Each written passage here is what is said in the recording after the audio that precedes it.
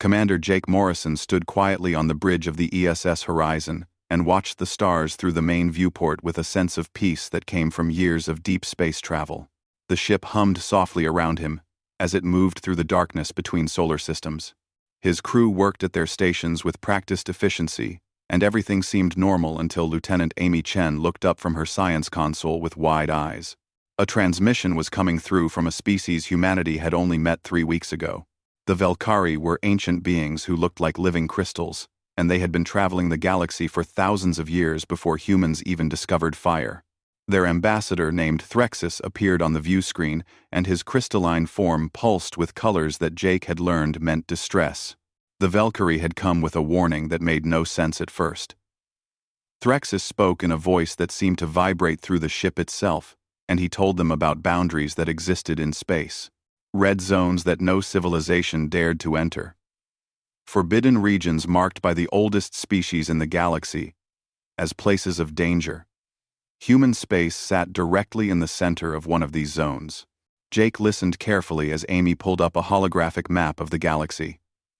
Red markers surrounded every human colony and every human ship in a perfect sphere that extended 50 light-years beyond their furthest outpost. The boundary had been there for thousands of years, according to Threxus. Long before humans built their first spacecraft, or left Earth.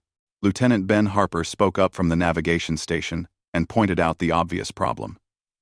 Humans had been exploring this region for 200 years without any issues. No strange phenomena, no dangerous aliens, no unexplained disasters.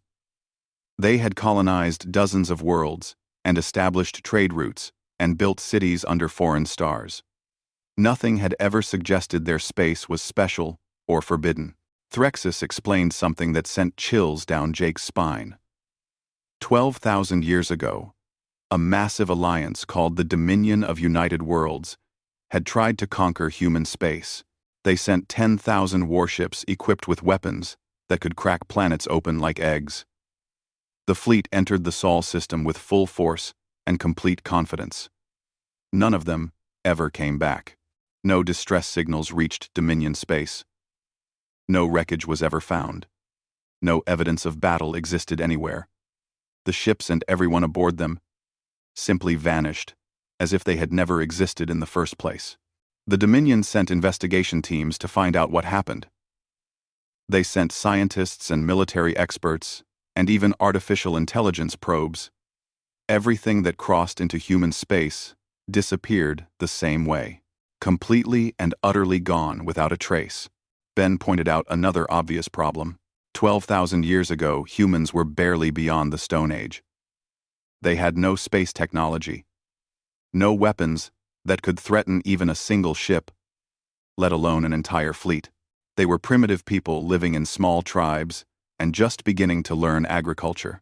That was exactly what terrified the elder races, according to Threxus. Whatever protected humanity was not something humans built. It was not human technology or human weapons. It was something far older and far more powerful. Something that existed in the fabric of space itself. Something that treated human space as sacred ground. Jake leaned forward in his command chair and asked the question that everyone was thinking. Was the universe itself protecting humans somehow? Threxus confirmed what Jake feared. Every major civilization that tried to study or enter human space had vanished. 3,000 years ago, a species called the Architects tried to investigate the phenomenon. The Architects could manipulate matter at the quantum level and bend the laws of physics like clay. They built a research station the size of Earth's moon and sent it into human space. The station crossed the boundary and ceased to exist. Not destroyed, not damaged, simply removed from reality, as if it had never been constructed. Amy worked quickly at her console and pulled up historical records from Earth. Ancient texts from multiple civilizations mentioned protective forces, guardian spirits, barriers between worlds. Every culture on Earth had stories about invisible walls that kept enemies away and strange powers that watched over humanity in its early days. Jake muttered that those were just folk tales and superstition, but his voice lacked conviction. The evidence was too strong to ignore. Something was different about human space, and every advanced species in the galaxy knew it, except humans themselves. Threxus asked Jake to consider the facts carefully. Humanity was the only species in recorded galactic history to develop space travel without meeting another intelligent race first. Every other civilization encountered aliens before leaving their home system. Trade happened. War happened. Cultural exchange happened.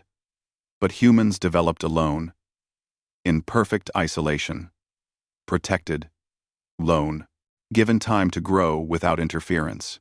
The question hung in the air. Did that seem like random chance or deliberate design?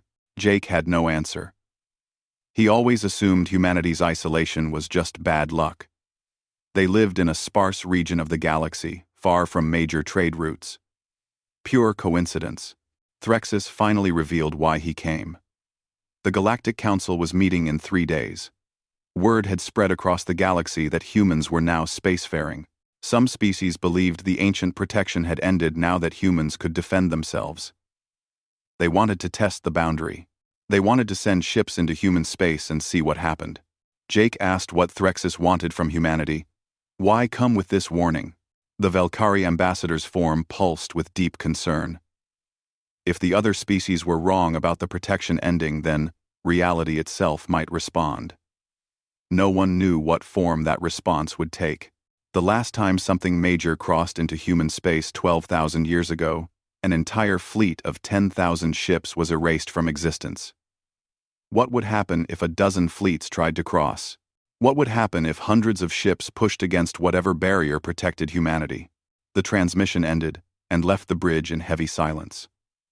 Jake looked at his crew and saw confusion and fear on their faces. Amy immediately began analyzing historical records of every disappearance Threxus mentioned.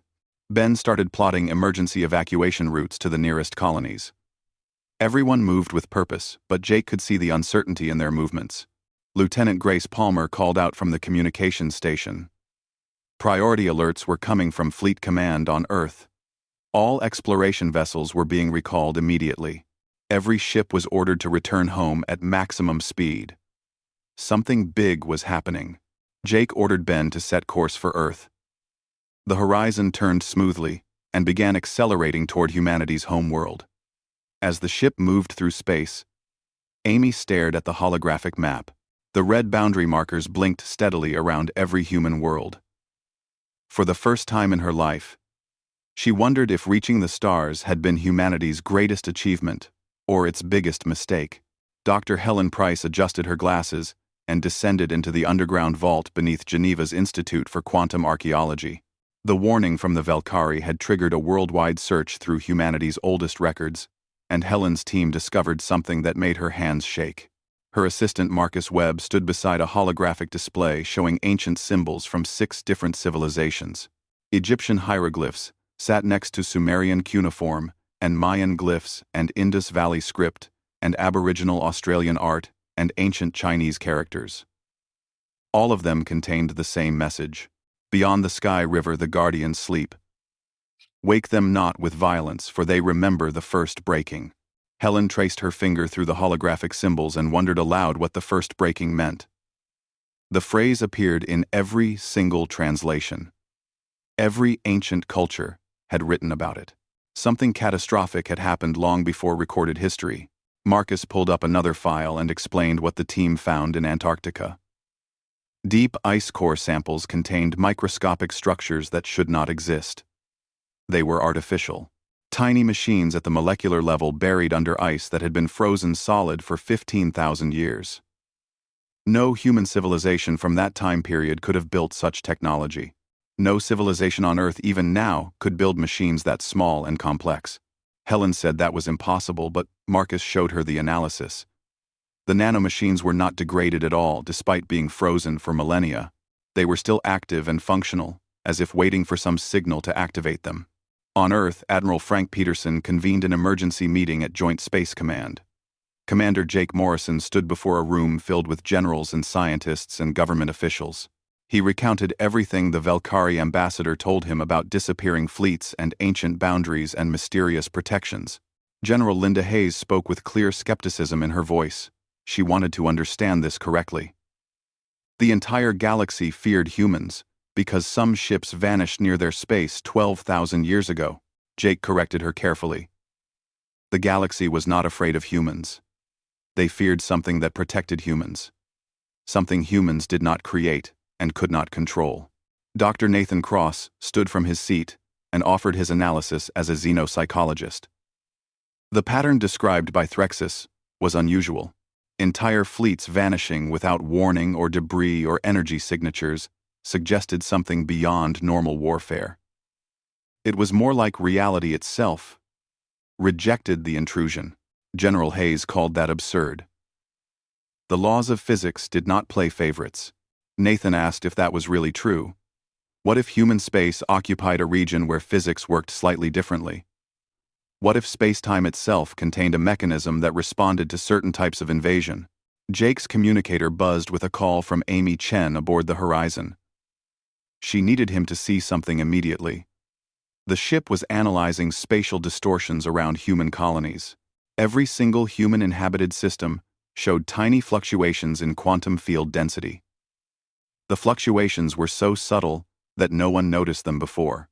Amy's sensor data appeared on the main screen, showing complex patterns and equations. The energy fields were not random. They formed a network connecting every human world like an invisible web. Earth sat at the center of it all. Helen Price burst into the conference room without knocking and apologized for the interruption. She carried a tablet filled with newly decoded translations from the ancient texts. The warnings were not about external threats. They were warnings about humanity itself. Admiral Peterson ordered her to explain. Helen took a deep breath and shared what her team discovered. 15,000 years ago, something catastrophic happened on Earth. The ancient texts called it the first breaking. Geological evidence showed it matched the end of the last ice age. A massive extinction event wiped out countless species. The strange part was how selective the extinction proved to be. Giant predators disappeared. Megafauna vanished. But humans survived and thrived. Something protected early humanity, while eliminating threats around them. General Hayes asked if Helen was suggesting genetic engineering, some ancient project that created humans. Helen explained her theory carefully. Humanity might be the result of something desperate. The texts spoke of the war that broke creation and the makers who fell. An ancient conflict so devastating that reality itself was damaged. Humanity might have been designed as a repair mechanism for the universe. Marcus added more evidence. The molecular machines found in Antarctica contained coding sequences that matched specific segments of human DNA. Not all human DNA, just the parts related to consciousness and abstract thought and pattern recognition. Nathan leaned forward with intense interest. Was Helen saying humans were biological machines? Not exactly. Helen thought humans were inheritors, children of survivors. The texts mentioned the ones who remained and how they seeded the earth with memory. An advanced civilization facing extinction might have encoded their knowledge and consciousness into primitive humans. Humans were not artificial. They carried something ancient inside them. Jake asked about the protection around human space. Helen called it a fail-safe. The ancient texts said that if the children were threatened before they remembered, then the walls would hold until memory awakened. The Velkari ambassador said humans were the only species to reach space alone. That isolation was deliberate. Humanity needed time to develop naturally until they could understand their own origins. Admiral Peterson stood with a grim expression. Now that humans reached the stars and made contact with alien species, what happened next? Helen finished his thought. The protection might interpret contact as a sign of readiness, or it might see contact as danger. Either way, the walls were coming down. A new alert appeared on the view screen. Ben Harper's voice came through from the horizon. Long-range sensors detected a massive fleet entering human space. The ships matched Dominion vessels from the historical records. They were testing the boundary. Jake asked how long until they reached the barrier. Ben reported they already crossed it 30 seconds ago. The fleet was still there and still functional. The room erupted in chaos.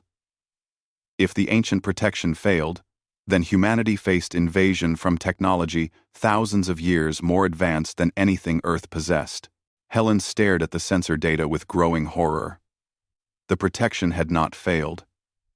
The quantum readings showed something else entirely. The protection was waking up. Captain Julie Sanders commanded the ESS Defiant as it raced toward the incoming threat. 12 human warships formed humanity's defensive line against an enemy with technology far beyond anything Earth could match. Her crew of 80 people represented the last barrier between the Dominion fleet and human colonies. She knew the odds were hopeless, but orders were orders. Lieutenant Carl Johnson called out from tactical. Visual contact with the Dominion fleet appeared on the main screen. Julie felt her stomach drop at the sight. 400 massive dreadnoughts filled the view screen. Each ship dwarfed the largest human vessels by a factor of 10. Their hulls gleamed with strange metals and weapon arrays covered every surface. The energy signatures showed power generation that exceeded Earth's entire sun. Ensign Lisa Morgan reported an incoming transmission. Julie ordered her to put it through. A figure materialized on the screen.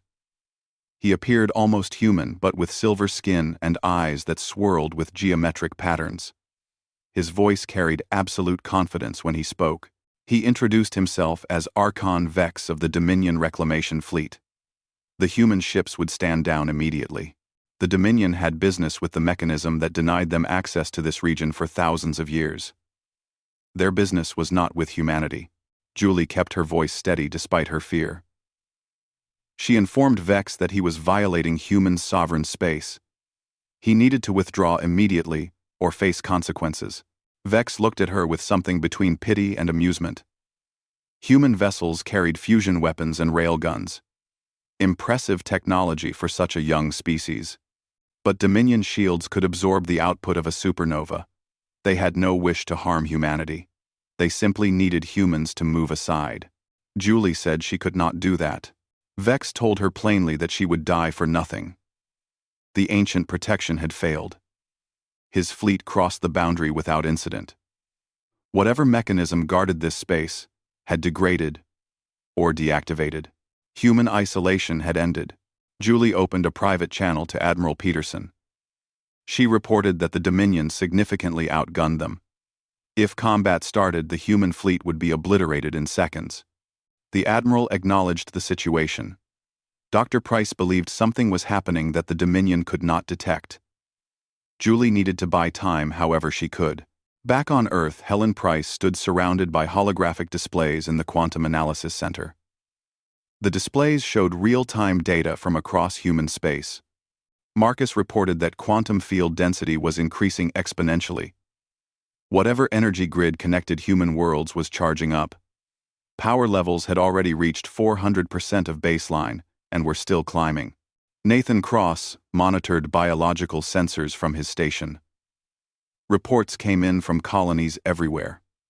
People were experiencing shared dreams, simultaneous memories of events they never witnessed. A collective unconscious was activating across the entire human species. Helen watched the data streams and understanding dawned on her. The protection was not a weapon system. It was not technology in any conventional sense. Something was embedded in the quantum structure of space-time itself, and it connected directly to human consciousness. Marcus asked if human thoughts were triggering this response. Helen explained it was more than that. Human consciousness was part of the mechanism. The ancient texts said humans carried the memory. What if memory was not just information? What if memory was the key that activated whatever the original builders left behind? Aboard the Defiant, Julie watched the Dominion fleet begin advancing. She ordered all ships to maintain defensive formation. They would not fire unless fired upon. Archon Vex appeared on screen again. He called their display valiant but futile. The Dominion was moving forward. Any attempt to stop them would be met with overwhelming force. The massive dreadnoughts accelerated past the human defensive line with ease. Julie felt utterly helpless watching centuries of technological advancement play out before her eyes. Humanity was completely outmatched. Then everything changed. Carl reported massive spatial distortions forming around the Dominion fleet. Space-time itself was warping in impossible ways. Helen saw it happening on all her monitors back on Earth. The effect was not targeting the ships directly. It was targeting the space the ships occupied. The Dominion fleet suddenly found themselves moving through space that had become thick and resistant. Their faster-than-light drives began failing as fundamental constants of physics shifted around them. Archon Vex's face appeared on every human ship simultaneously. His composure cracked for the first time. He demanded to know what weapon humanity was using. Julie realized the truth. It was not a weapon. The universe was remembering something. Space around each Dominion vessel began to crystallize. Geometric patterns formed out of nothing and pulsed with inner light. Helen recognized the structures from ancient texts, the same patterns carved into stone by every early human civilization. Helen spoke aloud to her team. The structures were quantum stabilization matrices. The original builders embedded them into space-time around Earth. They had been dormant for thousands of years, waiting for a threat significant enough to activate them. The crystalline structures grew rapidly and enveloped each Dominion ship in a lattice of pure mathematical form. The vessels did not explode. They did not burn. They simply ceased to exist within normal space-time. The ships phased into a quantum state, where matter and energy lost all meaning. But something unexpected happened next. The crystalline structures did not fade after the Dominion ships vanished. Instead, they began spreading outward in all directions. Human colonies reported the same phenomenon appearing in their skies. Geometric patterns of light expanding across space itself. Marcus reported with alarm in his voice that the activation was not stopping. The entire defense network was coming online. The trigger threshold had been exceeded. Jake Morrison watched from orbit as Earth itself began glowing with the crystalline patterns. He called Helen immediately. Was this the protection system, or something else entirely? Helen stared at her data screens with terrible understanding. It was both. The defense mechanism was only a subset of something much larger.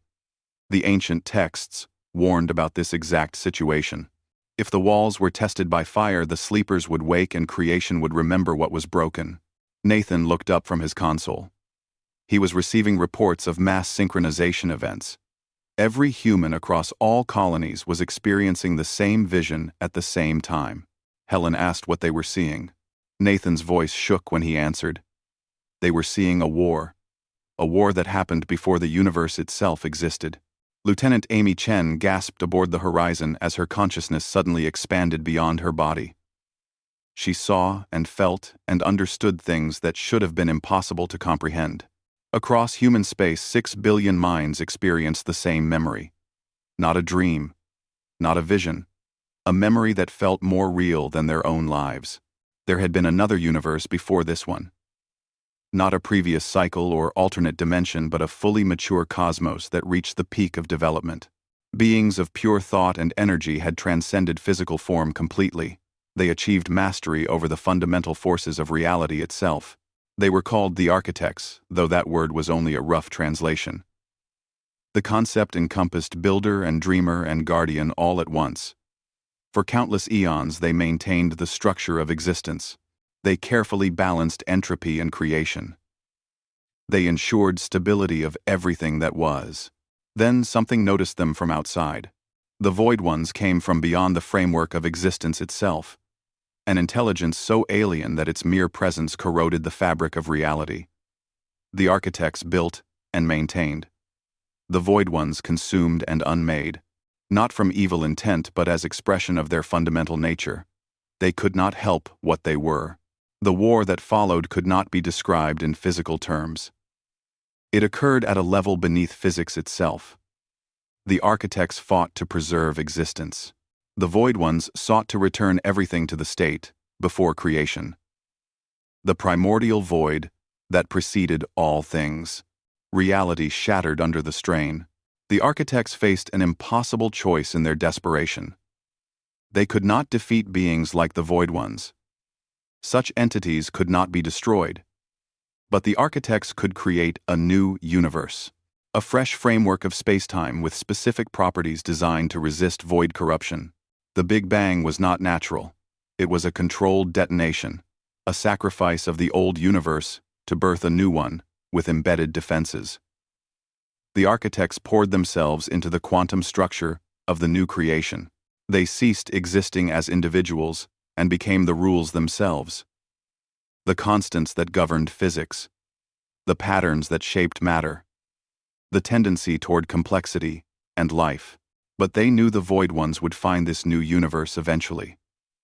So, they created a failsafe, a biological alarm system that would recognize void intrusion and activate defensive protocols. They created humanity, not directly, but through careful orchestration of stellar evolution and planetary formation and chemical complexity. Humans were encoded with fragments of the architect's original consciousness.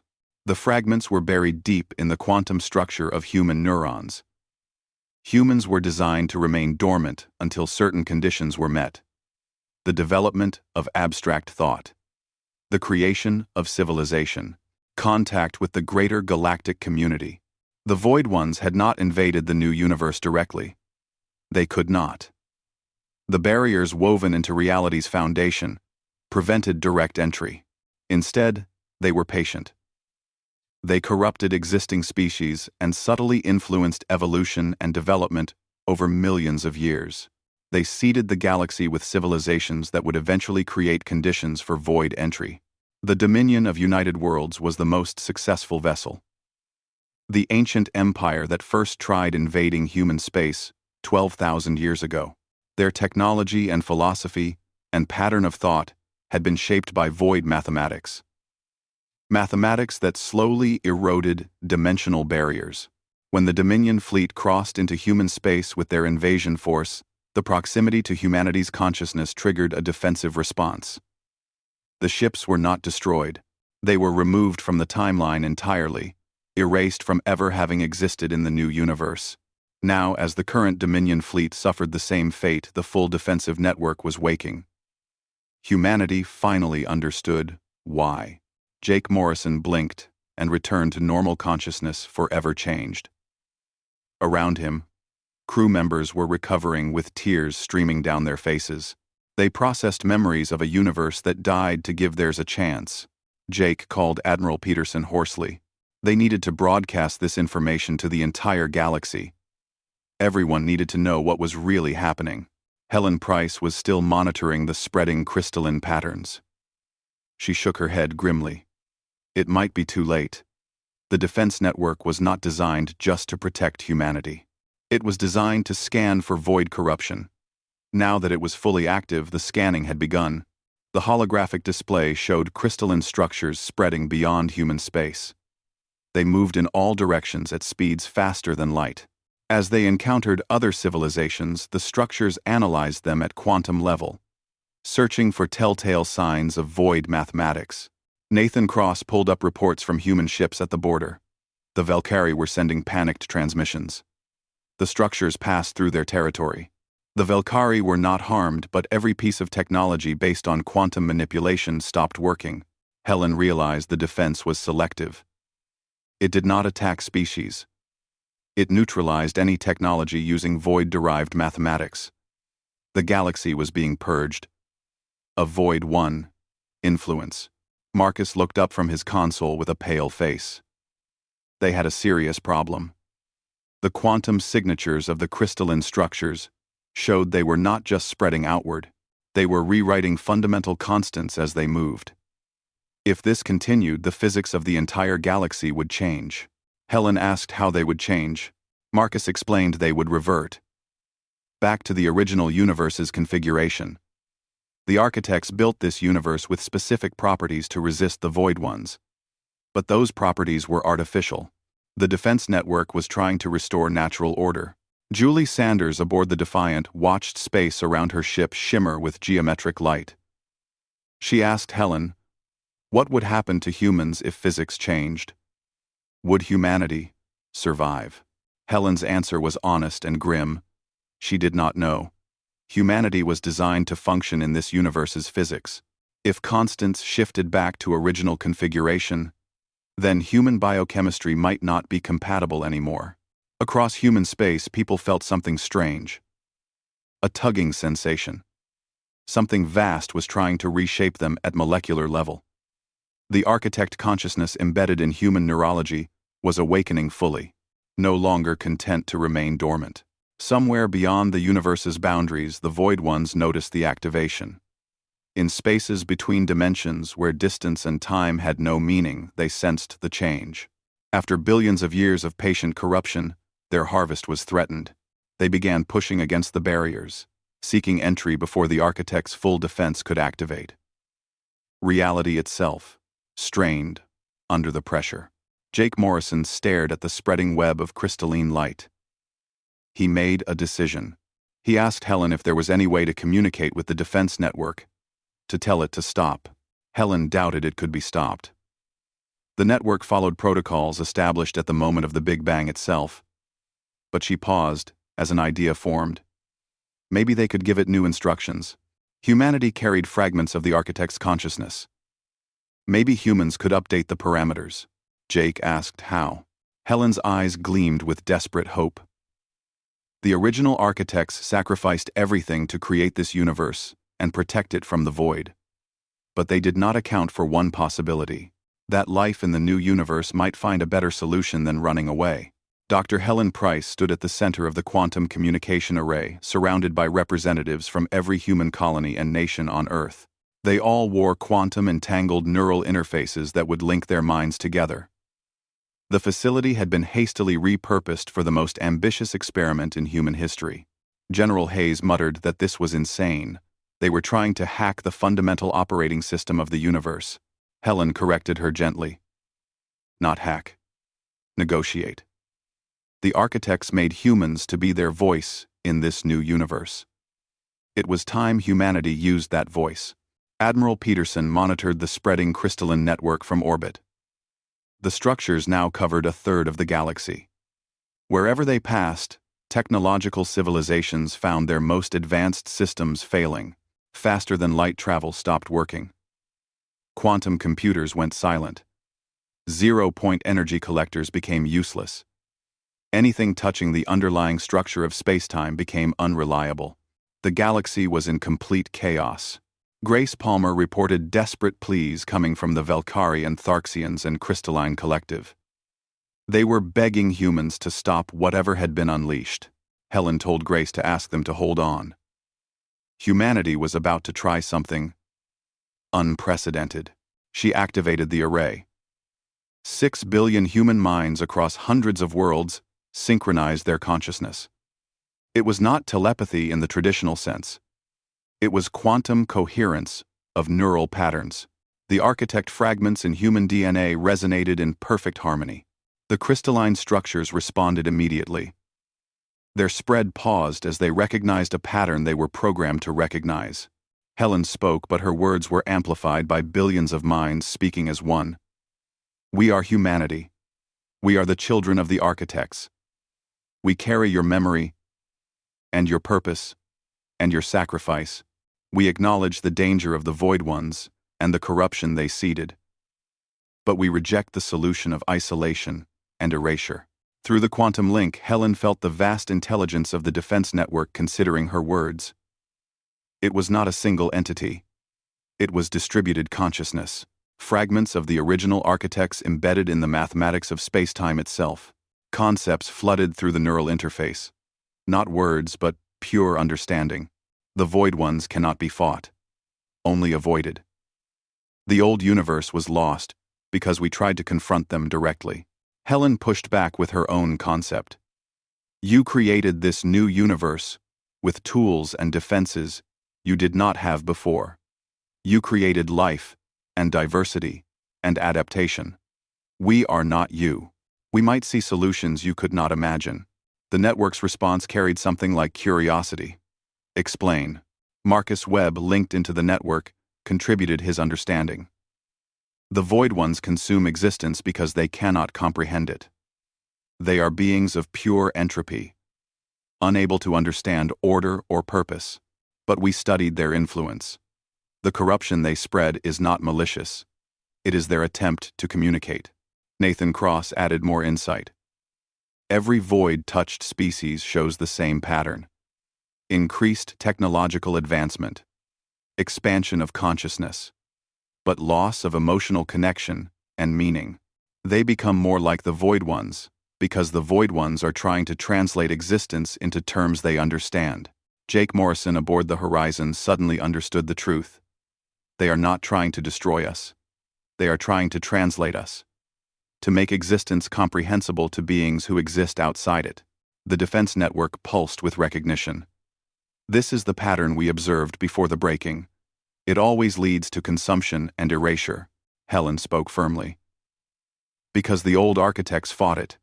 You tried to prevent translation, to maintain absolute boundaries. But boundaries eventually fail. The Void Ones are infinitely patient. They will eventually breach any wall. She took a deep breath before proposing something that would either save the universe or doom it. What if instead of resisting translation, we controlled it? What if we taught the Void Ones to understand existence without consuming it? The crystalline network froze completely. The structures stopped spreading. Their geometric patterns flickered with what looked like uncertainty as they processed this unprecedented suggestion. Aboard the Defiant, Julie Sanders felt the presence of something vast turning its attention toward humanity. Through the quantum link, she sensed the Void Ones themselves pressing against reality's barriers. Drawn by activation of the Architect's defense, they were nothing like she imagined. Not malevolent entities of destruction. They were beings of such fundamental otherness that their existence was incompatible with structured reality. They were entropy itself given consciousness, and they were lonely. The revelation hit the entire human collective at once. The Void Ones noticed the Architect's universe because it was the first thing they ever encountered that was not themselves.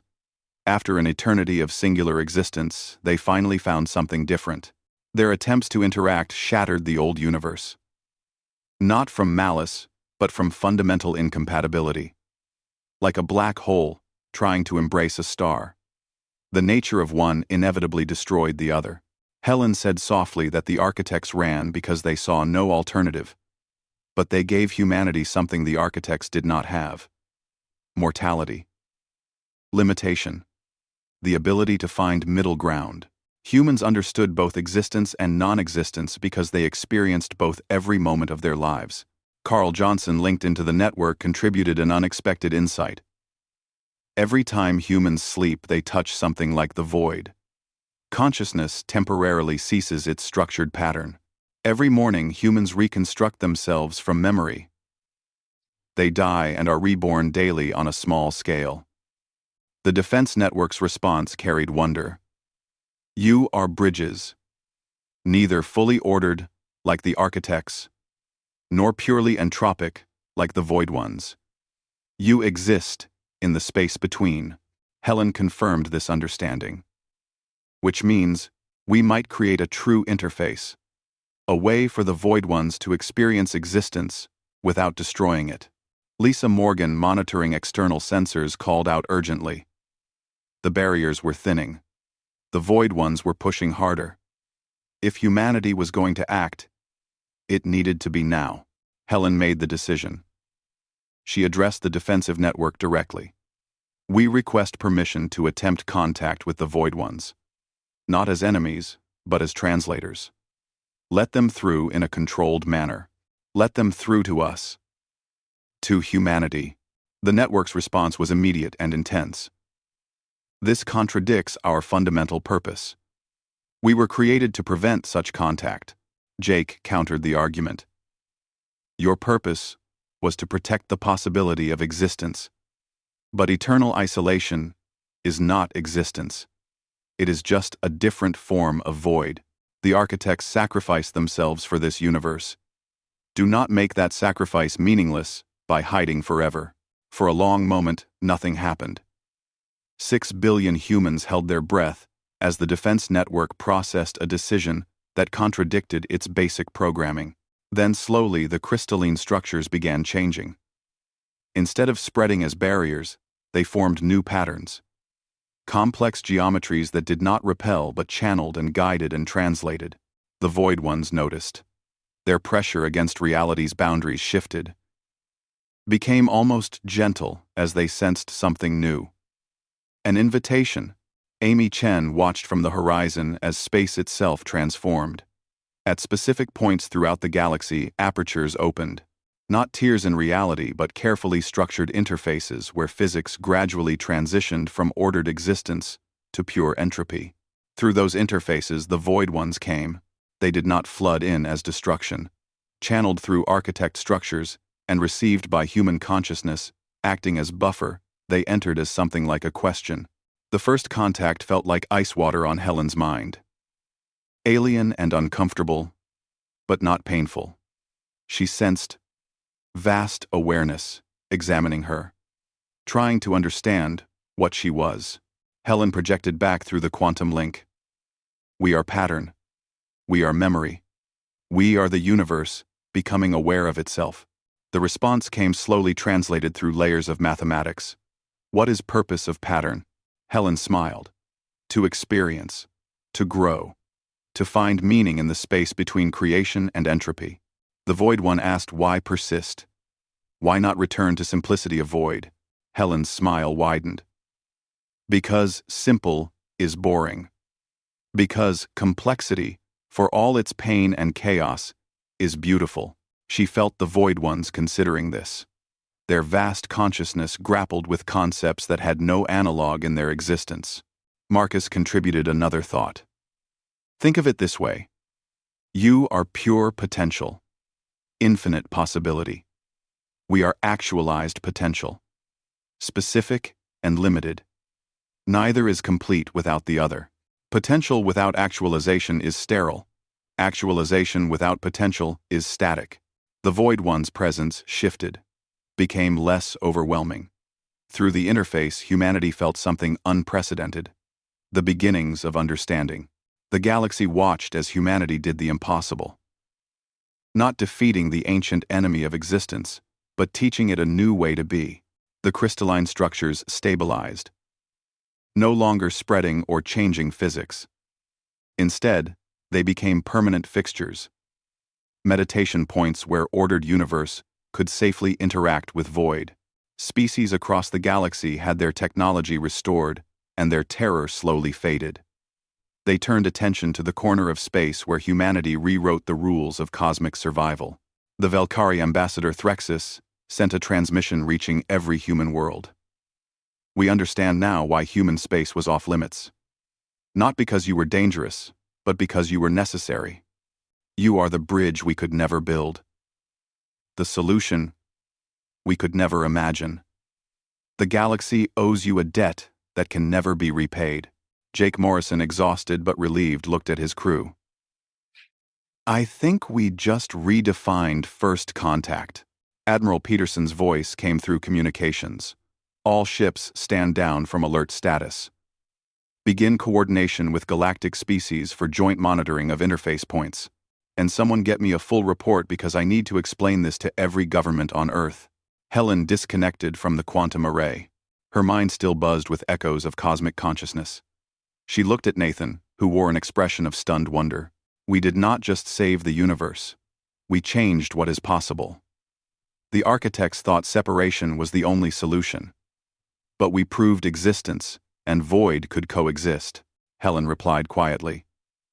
More than coexist. We proved they could communicate and learn from each other, and maybe even need each other. Outside Earth's atmosphere, the crystalline structures glowed softly in the night sky. Beautiful and strange. Children across the planet would grow up seeing them, never knowing a sky without these geometric constellations. Through interface points scattered across the galaxy, the Void Ones continued their slow exploration of existence. No longer consuming but observing, learning what it meant to be something rather than nothing. Human space remained off limits, but now for different reasons. Not because of ancient warnings or fear of mysterious protections. Humanity became the galaxy's ambassadors to the void, the only species capable of standing between two fundamental forces of reality and finding common ground.